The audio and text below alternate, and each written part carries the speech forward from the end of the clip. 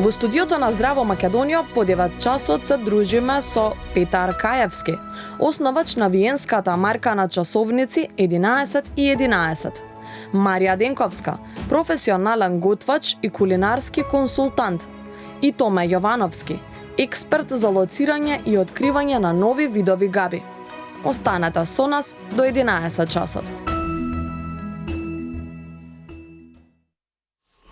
Добро утро и во овој дел од денот. Верувам како и секогаш заедно со нас сте уште од рано изутрина, така ќе биде и сега кога обединуваме интересни различни професии и ќе уживаме во се она што ќе го направиме. Доколку слушнете одреден интересен звук, не е тоа дека јас и Јелена сме одлучиле поинаку да комуницираме со вас, тоа дека имаме уште еден дополнителен екстра гостин во нашето студио. Но да се ја поздравам уште еднаш кај Јелена и официјално пред камерите. Јелена, добро утро. Да, добро утро, Александра. Голем поздрав до тебе. Баш ми е драго што ете денеска заедно ќе се дружиме. Така е, денеска имаме еден екстра скриен гостин овде позади масата, кој што ќе го запознаете за многу кратко. Јас морам да ги пофалам денешните гости затоа што да, сите се дефинитивно различни, со различни професии. Морам да ти кажам, Александра, дека денеска прв пат во животот сум пробала тартуф. Ама не збориме за тартуф кој ќе идеш во ресторан па ќе ти стават, нели, ќе си нарачаш паста со тартуф, не е туку баш она изворно, оригинален, полн со протеини, ама ќе зборуваме да не откриваме се, така. Да. Така како што е ред да си ги поздравиме уште еднаш гостите кои ни го украсуваат студиото утрински, веднаш до мене Петар Каевски. Добро утро и добре ни дојдовте. Добро. Фала. Беше Канал 5 тука во другите едно од првите кои додов со промоција пред така, година и пол. Рече се една година, така е. И повеќе. И повеќе можеби.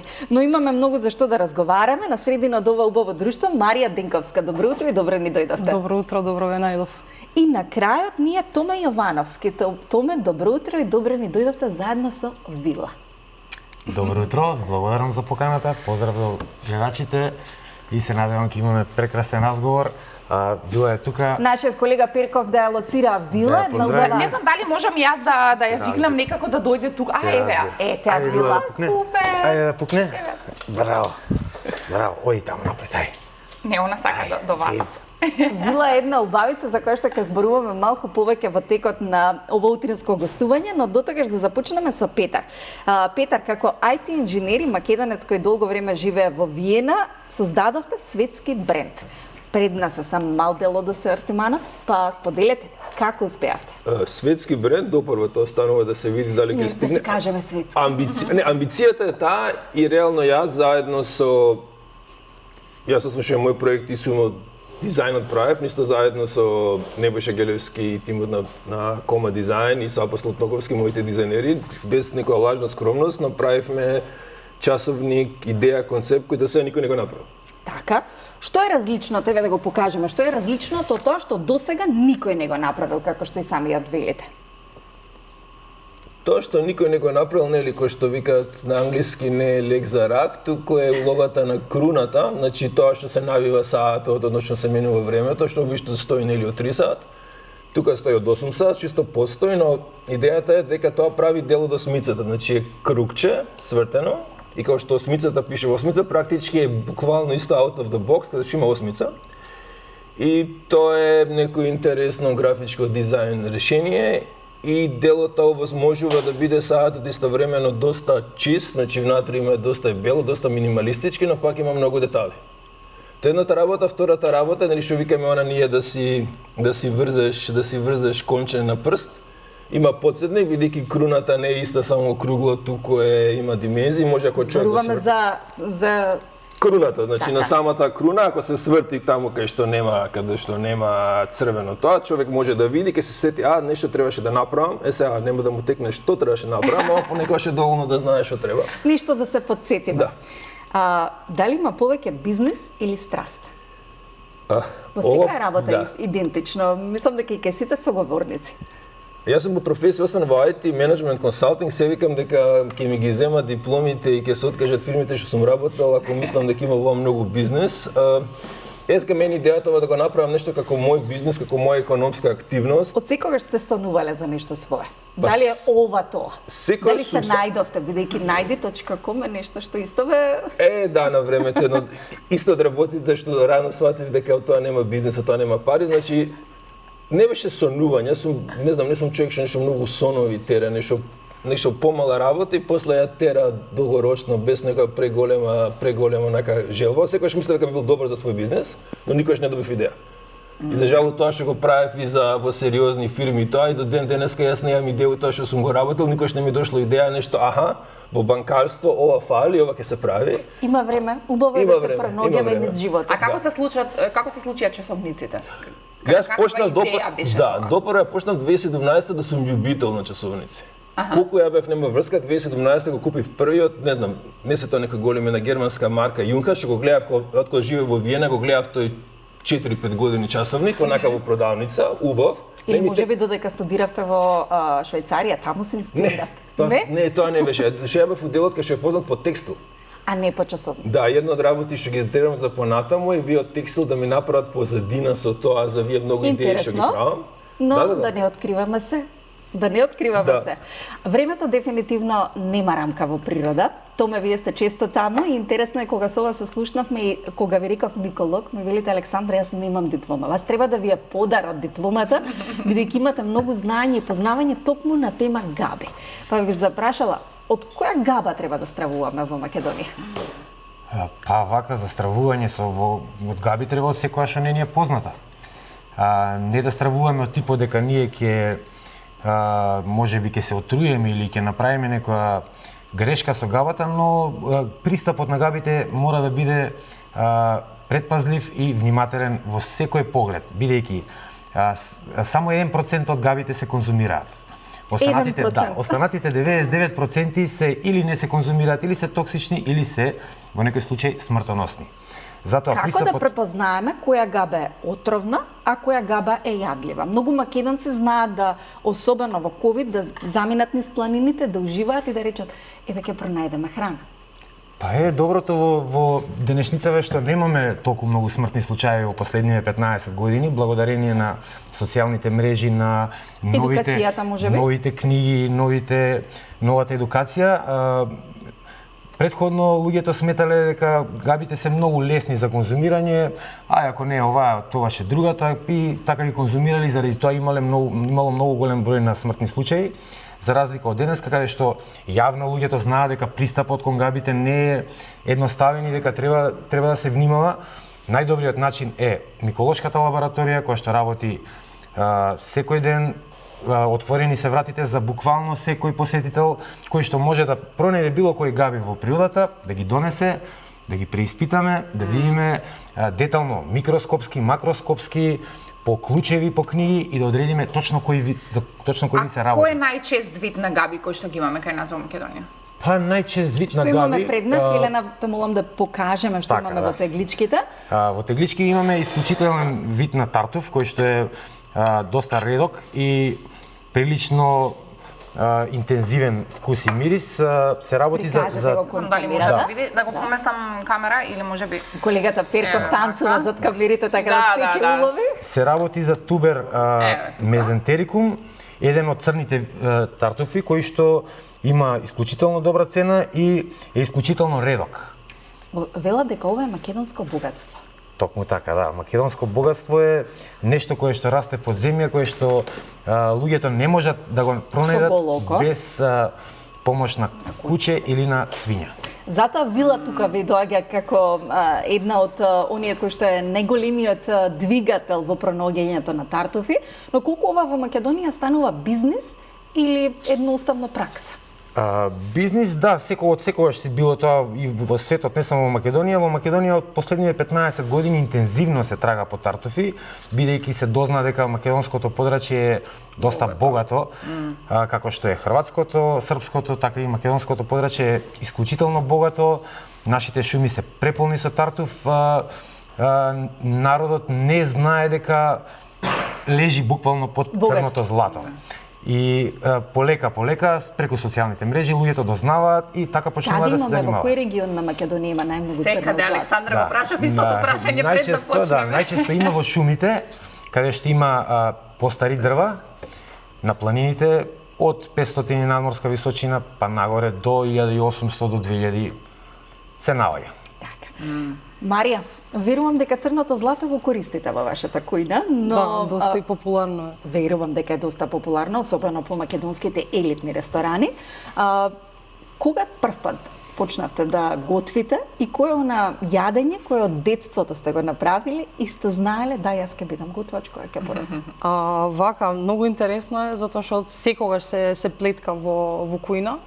И Кој најмногу готвеше дома кај вас? мајка ми дефинитивно, да, дефинитивно. Мајка ми. Значи, тоа сте ја фатели жичката на мајка. Да, па така велат сите со тоа што јас отидов во професионални води. Аха. Она готвеше за дома. За дома, да, со вкус. Не дека ние не готвиме со вкус, него Така е. многу позадински работи што си ги трпи самата професија и кујната што си захтева.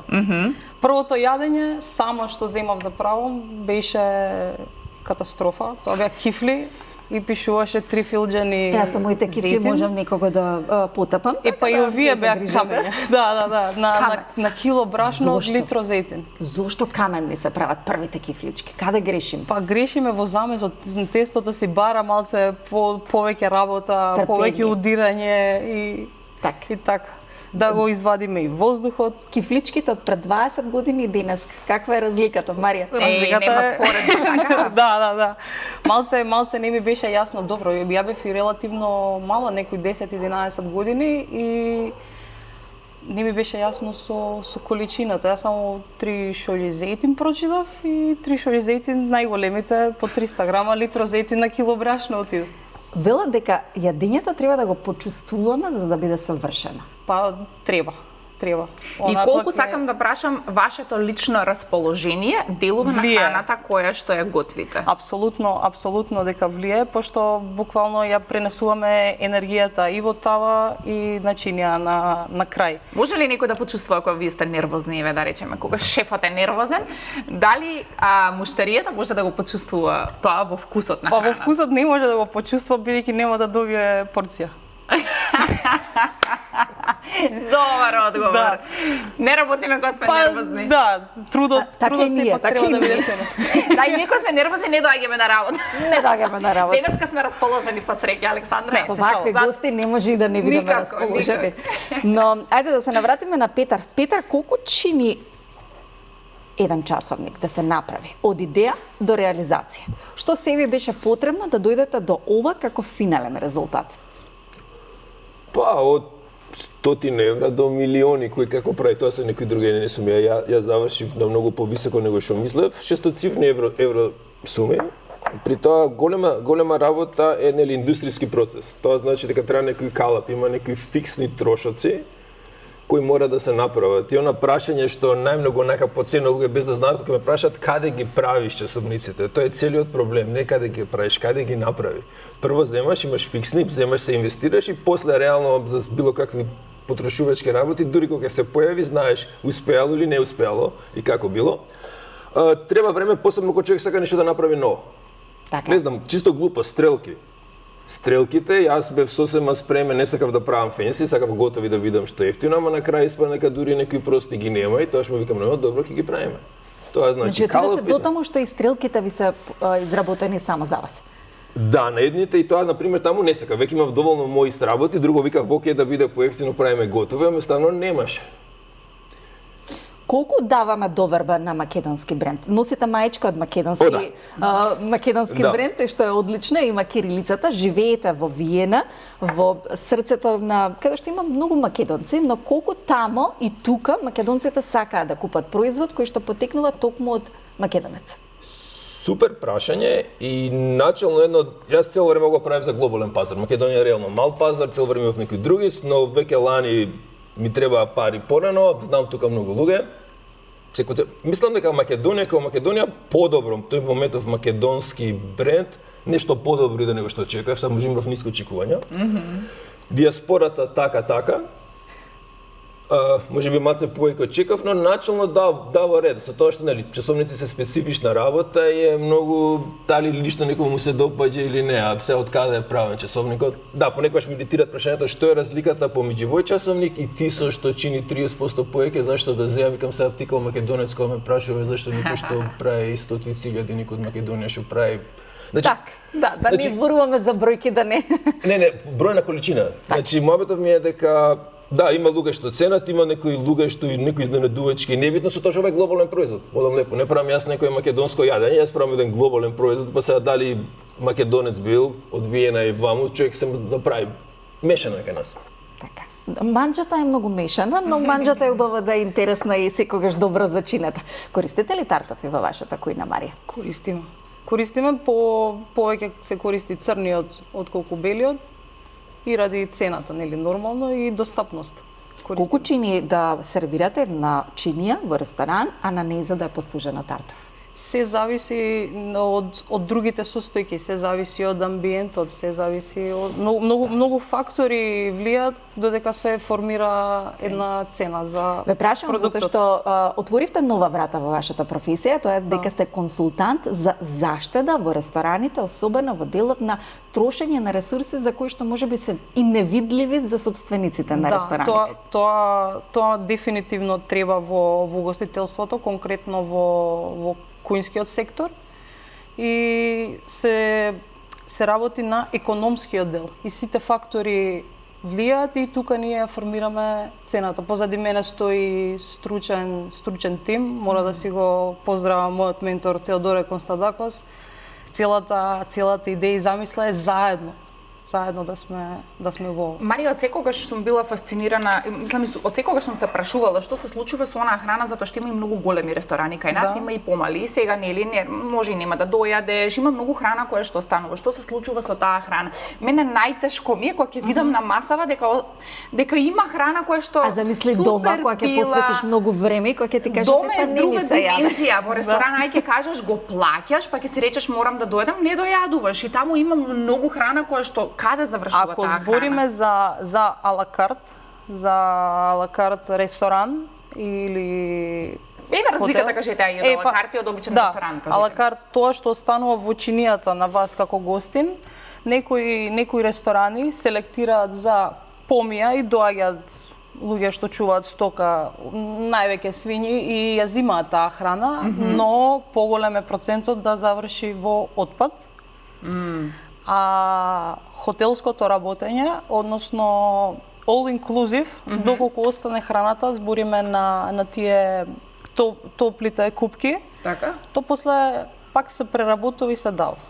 Тоа се некои скриени Повторно се преработува и се сервира. Интересно. До 2 пати, да. Се што може, се што не може, Што може да се сервира 2 пати на чинија? Например, сега ќе ви откриваме на тајна, може многу ќе ме спремам психички.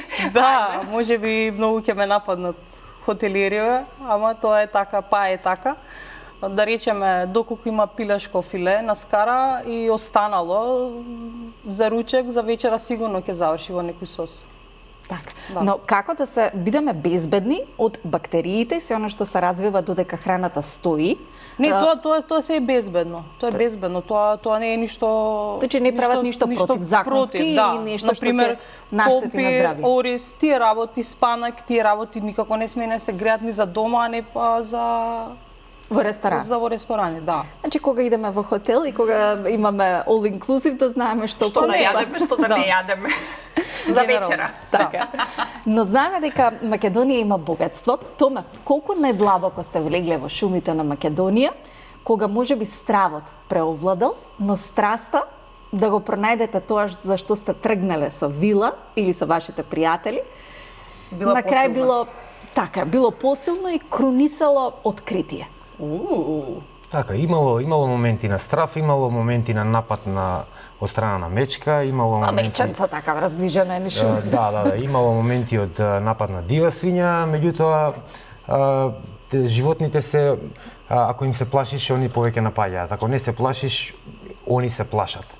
Така да сега е немало до сега проблем да бидам оштетен од страна на животните, ниту пак они биле оштетени од моја страна. Тоа е исто бава да се знае, верувам дека благото се наоѓа, тој што упорно бара ќе го најде, се разбира ако знае каде да бара. Многу е важно да се знае каде да се бара, хабитатите да се изучат претходно пред да бараме, бидејќи ако бараме на песок вода нема да најдеме, ако идеме да бараме на правото место, во правото време, може и да откриеме Правото нешто. време. Која е сезоната на тартуфот? Така бидејќи има повеќе видови на тартуф, има и повеќе видови на сезонски тартуф. Така да, сезоните се најглобално кажано се зимски, летен, есенски тартуф. Ете тие три да ги кажеме. Тартуфите пак се делат на бели и на црни, меѓутоа има околу 30 вида на црни и околу 20 вида на бели тартуфи. Секој тартуф си има своја цена, си има своја сезона. Најскапиот има најкратка сезона. Тој трае само еден месец. Не убавите работи, расте исклучиво под одредени видови на дрва и исклучиво под одредена надморска височина. И не заради тоа е најскап. Така. За разлика од најевтиниот тартуф кој што го има дури и вон сезона, значи може да биде летен тартуф да се најде и почеток на зима, може да се најде и почеток на пролет, така да летниот тартуф заради тоа ја држи поевтина цена и цената исто така тој се наоѓа на многу хабитати. Значи не е врзан конкретно со одреден вид на шума и на дрво, него е поврзан со буквално со десетици видови на дрва. Колку климатските промени прават промена во лоцирањето, пронаоѓањето на габите во Македонија? И колку за истите не зборуваме гласно и како ја менуваат природата? Климатските промени сега за сега уште не се толку критично, да речам, влијателни на околу сезоната за тартуфи, повлијателно е човечкиот фактор. Значи сечењето на дрвата, палењето на шумите, уништувањето со багери, копање патишта и правење рудници, сето тоа влие и текако децениски, можеби и вечно за некои одредени хабитати. Самата климатска промена носи различен вид.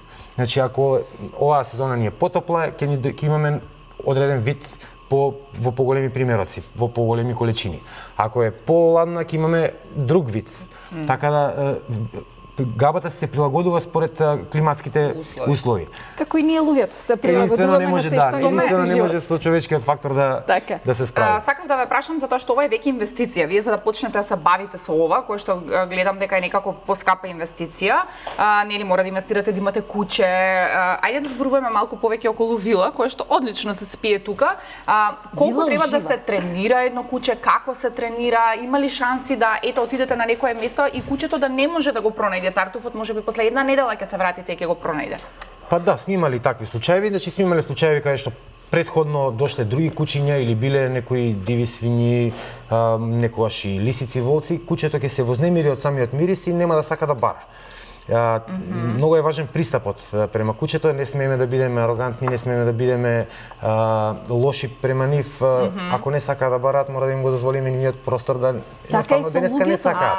Така, ќе си отидеме, нешто друго ќе правиме, ќе почекаме кога и секако треба да ги читаме куќињата на некој начин, кога имаат енергија, кога сакаат да работат, кога не сакаат да работат. Значи тоа е взаимна енергија некако, не може сега на тебе денеска ти текнало дека сакаш да барате, а вила не сака. Колку и да го тераш куќето, може само да направиш спротивно полошо, да створи инет и да не сака воопшто да бара. А дали сте имале некои непријатни ситуации, например, ве кажавте напад од мечка или напад, ситуација?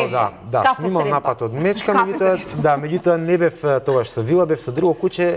Куќето е многу брзо, куќето избега пред нас, среќа јас и мојот пријател се боревме некако да избегаме побрзо, па и преживеа. Да, преживеавме. Со тоа што има сепак имаме искуство, сме гледале емисии, знаеме дека мора да викаме, да бидеме гласни за да се одврати мечката и точно тоа се случи. Да мисли дека сме поголеми и пострашни. Мечката се подисплаши и на сред напад се откаже од нападот и завело трикови во дивината како да се разбира. Браво. Сега после ова искуство дури си набавивме спреј кој што со самото стискање дава силен звук и било кое животно бега. Тоа е специјално создаден за такви ситуации. Браво. Интересно, знаев дека има одреден спреј, но не знаев дека има спреј за звук, кој што може да не заштити во шума. Да, ова е конкретно баш спреј со звучна сирена, кога ќе го притиснеш, издава толку силен звук. Тој не е за луѓето не е толку силен, меѓутоа за животните има некоја посебна фреквенција и во истиот момент почнува да бега. Вила ужива зад вас, значи мислам дека Вила моментално е одлично расположена, има супер енергија во студиото на Канал 5. Но додека Вила ужива, јас би го прашала Петар со 3 збора, ако треба да го опишете 11, кои би биле тие? Заблагодарам ова што беше спомнато, ми се прода. Значи, мојот слоган е самоуверено различни, Самоуверено различно. Да, тоа ми е слоганот на брендот, но поради прашање во ваквото благодарам многу за додавањето на третиот збор, заслужено самоуверено различно. Се допаѓа. Заслужено, самоуверено, различно. Одлично. Значи, ако сакаме да бидеме самоуверени, различни, треба да заслужите. Ама веќе сме го заслужиле. Ама веќе сме го заслужиле, така значи, треба да го носите 11 и едноставно ќе се чувствувате како што и самиот бренд е опише. Марија, иматеtovажа 11. Марија, замолувам од режија музика и Марија да започне. Се шегувам, Марија да не. Да. Покажете ја тетоважата и зошто истата ја имате. Позади секоја тетоважа има символика. Ја дознавме символиката на Петар, ке сакате вие да ни откриете вашата? Па ангелскиот број нека остане тука, тоа си е нешто за мене, поврзано со универзумот. Одлично. Се е поврзано. Јелена тука може да се надополните. Како поврзано? Да, секако. Јас и Марија ќе се направиме муабет после тоа, затоа што ние сме и двете кои што веруваме во универзумот и јас верувам во ангелски број, затоа и го прашав нели Петар која е символиката позади 11, затоа што нели обично го знаеме како ангелски број, меѓутоа за секој човек има свое различно значење. Беше случајно, јас дури не ни знаев, но една работа што добро погодувам од и бренд, ја како човек и самите сати се отворени за секакви интерпретации, така вклучувајќи и за луѓе за тоа за кој Ами таква ти е енергијата. Еве јас прв пат те гледам во животот и таква ти е енергијата. Гледам дека сакаш да експериментираш, дека си отворен, дека да, тоа и се чувствува, мислам и на часовникот се чувствува. Ја тоа мислам дека е така малце окей, кога ќе каже дека твојот производ те одразува тебе, окей, во реду, ама тоа е неверојатно колку не ми беше намерата јас нешто да се искажам, но колку овој часовник уствари личи на мене. Најубавите работи се случуваат токму на тој начин, кога не сме под притисокот да го создадеме совршеното, туку едноставно да уживаме во процесот.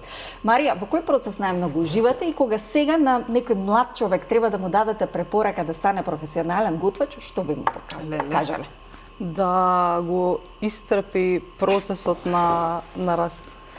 Зошто? Колку е тежок процесот на раст? Во кујна конкретно многу искушенија, многу пати многу стрес, многу пати и јас сакав да се откажам, ама тоа не гради и не прави посилни. На млади години во одлични ресторани во Скопје, зборувам за Скопје, каде што и лично сум ги посетила, не сум знаела дека ваш потпис стои токму на сите оние кулинарски дела. Од кога најмногу се гордеете на себе и кога сте имале најмалку самодоверба во себе? Најмалку самодоверба може да се каже во самите почетоци. Тоа не беше тука, тоа беше во надвор, соседната држава. Така?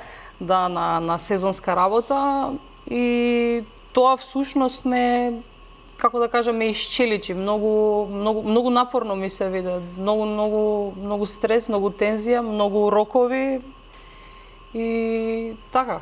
Тоа е всушност што треба да се издржи, затоа што после сами си доаѓаат наградите. На 27 години мои станувам шеф на кујна во Црна Гора во хотел. Одлично. Црногорците знаете како да имаат префинет вкус. Колку повеќе надвор ве цената од колку дома? Па генерално немам осетено јас некое непочитување. И надвор и тука, така да мислам подеднакво дека е заслугата си е на самата индивидуа, да. Томе, што би му препорачале на човек кој за прв пат оди да собира печурки? Еве јас и Елена денеска ќе решиме да собираме печурки. Што би не посоветувале? Така, првото нешто што го препорачувам на луѓето што ќе одат во шума е да си облечат долги пантолони и долга блуза, бидејќи комарците напаѓаат исклучително брзо, има трња, има едноставно шумата си е сама по себе природа, ние сме гостин во таа шума и мора да ги почитуваме некои си основни правила. Меѓутоа и тоа да не го направите, со едно идење ќе го научите и за нареден пат ќе знаете. Исто така препорачувам да се носат квалитетни чевли, бидејќи може да си речете ај уште малку и да отидете предалеку, сепак треба да се вратите кај што ќе отидете. Така да опремата е многу важна. Исто така носење на храна и вода, некои си основни работи, кошница, дождобран, ранче, свирка ова. Ја Александра везна исто. свирката нема да тргне. Без свирка не тргаме никаде.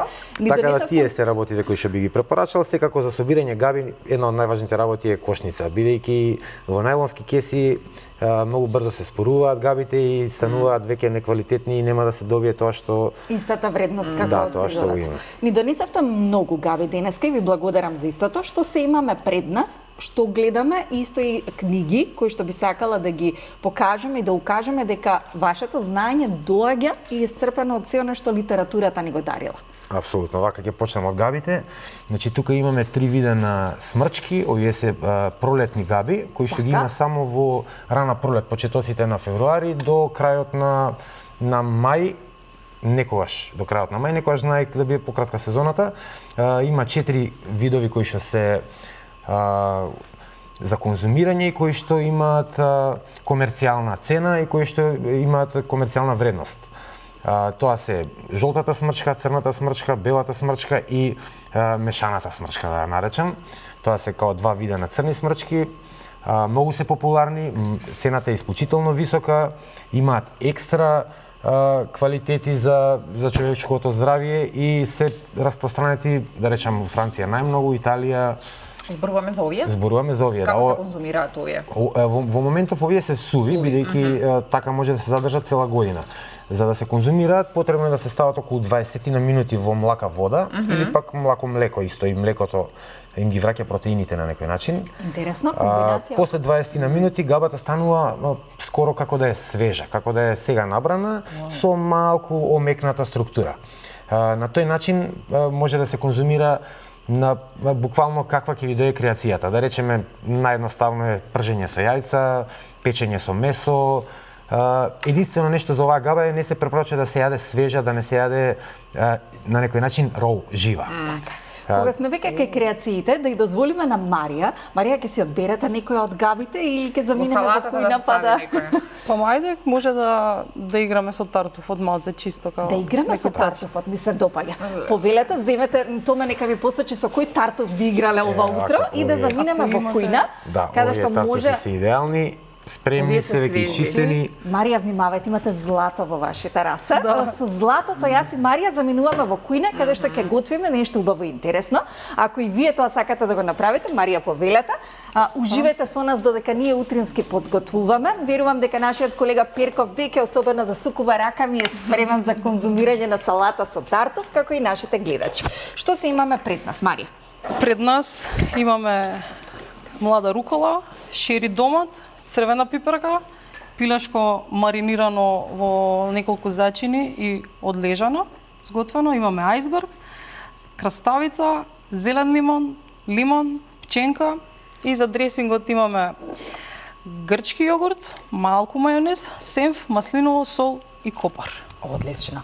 Ајде сега да Нешто започнеме свежо, магијата. летно. Да, нешто свежо и летно.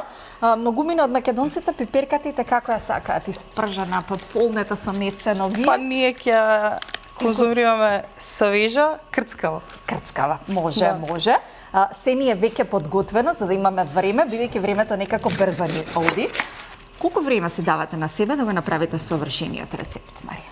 Па не се ограничувам временски. Не се ограничувате временски? Не се ограничувам временски. Кога започнавте приказната со советување или консалтинг во кујна? Вака сега, идејата ми дојде од пред 3 години. Така. Со тоа што реализацијата на самата фирма, односно основање на фирмата е 25 ноември 25. Се сте со дата, со универзум и енергија, што е одлично. Да. Супер. Ајсбергот не многу го користиме, зошто? Некако го тргаме настрана, повеќе си ја сакаме она класична македонска зелка. Па можеби и така сме научени, можеби нели и цената си го прави своето, но ајсбергот е покрцкав, по друга структура има. Ама се разликуваат зелката и ајсбергот. Прво јас би ги компарација би направила со марулата, него со зелката. Да, може повеќе со марулата, но даваат поинтересен вкус, покрцкава. Додаваме ајсберг, рукола, што следно? Малку. Ќе исечеме црвена пиперка. Може ова тука да го става. Секако. Многу ме интересира дресингот кој што ќе го создадете, затоа што многу интересни се комбинациите на сенф, мајонез, грчки јогурт, масло и копар. Одлично. Да биде свежо, на некој начин може и хелти без мајонезот, ама добро. Може да го исклучиме мајонезот, тука би се согласила 100% со вас. Така, имаме и пченка. Имаме и пченка. Да. И слободно, ако нешто ви може недостига, да си земам, посегнете, слободно земете се, чувствувате се како дома. Ќе си ја поздравам нашата драгча која сигурно ќе добие идеја да ја покани Марија, бидејќи е извонредна во кујна, знае и умее да подготви, а многу ме интересира како ова богатство ќе го искористиш. Сега ќе видиме ова дојде Екстра. да. Сакаме да имаме изненадувања. Ставаме грчки јогурт. Така. Сега го подготвуваме дресингот. Дресингот, да. Добро. Малку мајонез. Ова ми е мене една од омилените салати што многу често јас лично си ги јадам. Дали на работа, дали дома. На целата салата. Па сите вкусови, да. Без добар дресинг мислам дека салатата нема да биде што и да ставаме џабе. Така. Малку сол. Малце сол ќе ставиме. Копар. За жал не можев да најдам свеж, па ќе си играме со пакова, така со сух. Малку маслиново. Ќе ставиме зелен лимон. Одлично. Гледаме само некоја семка да не падне. Ке крцка. И таа. Нема да ја почувствуваме. И малку обичен лимон. Одлично. Ете, сега ја правиме магијата, да му покажеме вака на колегата Перков. Ете така, како сето тоа се мати и како ќе добиеме совршен дресинг за салата. Одлично, Марија. Многу убаво за мирисот од лимонот, од зелениот лимон, навистина извонредно. Сега ќе многу е поубаво да ја измешаме во садот. Самата салата во садот, да, во дресингот ќе ставиме малку сол. Добро, свекрва ми секогаш вика сол може да додадеме, не може да одземеме. Апсолутно, така, да. Ми се допаѓа како ве пратат нашите гости внимателно. Гладни сме. Ете, се додаваме во садот за убаво да се измеша и целосно да се соедини салатата со дресингот. Одлично. За рамномерно да се распредели буквално низ целата салата. Да. Да ги прими сите вкусови. Како ќе именуваме оваа салата? Здраво Македонија? Здраво Македонија, да. Салата Здраво Македонија, бидејќи ги има боите на Македонија, имаме црвената пиперка, го имаме жолтилото или жолтата боја од пченката, да ја додадеме. Па после. А после да не се мешам јас како. Не, нема проблем. Затоа највеќе ме бидува да додавам зачин во јадењето, за останато нема да коментирам. Марија, што ти е омилено си готвиш за себе лично, а што за пријатели? Па и за себе и за пријатели дефинитивно. Добро, ајде за себе дефинитивно месо, некое добро парче на месо.